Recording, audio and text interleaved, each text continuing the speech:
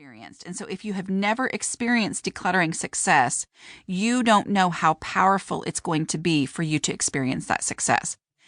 You know the way that things look and feel in your home right now, but the way that they look and feel in your home right now is not how they're going to look and feel in the future.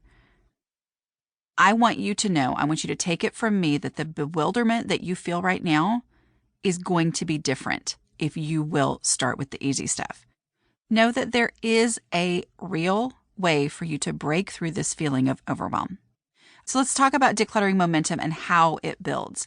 The process, the decluttering process itself, builds momentum. When I refer to the decluttering process, this is my 5-step decluttering process that I teach in both Decluttering at the Speed of Life and in Organizing for the Rest of Us. So I teach you this 5-step process, and it is designed to make progress and only progress. So if you start through the 5 steps and you get halfway through step 2, your space is only going to be better off than it was before, because the process is designed to help you make decisions about each item as it comes out of the space, so that you're never setting something aside to be done later, so that you can step away at any time and this space has less in it than it did before, which means that you have done some decluttering. And that right there is what builds the momentum. So the first 3 steps of the process are trash, easy stuff, meaning anything that has an established home somewhere else in the house, and declutter, meaning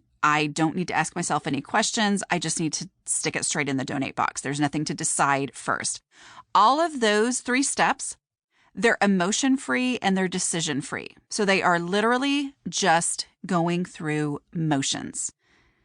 I know it sounds like that can't be true, but it is. It's what in here is trash, obvious trash, and you start moving that stuff out, putting it in the trash bag.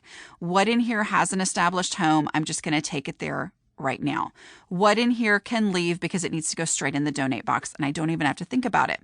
Those 3 steps are at the beginning because they immediately make the space better. With every piece of trash that is removed, with every easy item that is taken to its actual home somewhere else, the space is better than it was before.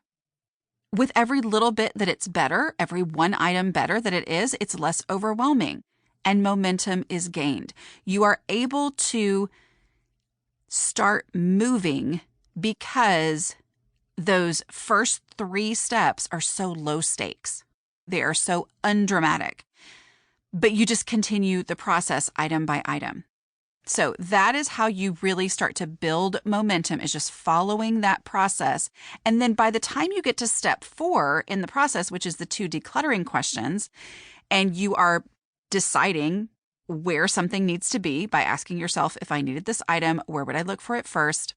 And then deciding, okay, well, I wouldn't go looking for it. It needs to go in the donate box. Those get to be, there can be some emotions that you are feeling there. And yet the questions themselves don't have any emotions in them. And so you can work on through those things. But by the time you get to step 4, you have already made progress. You've already experienced momentum. You've already felt success. And so you're much more ready to start making these more difficult emotional decisions because of the momentum that you've gained. So the process works as a momentum builder.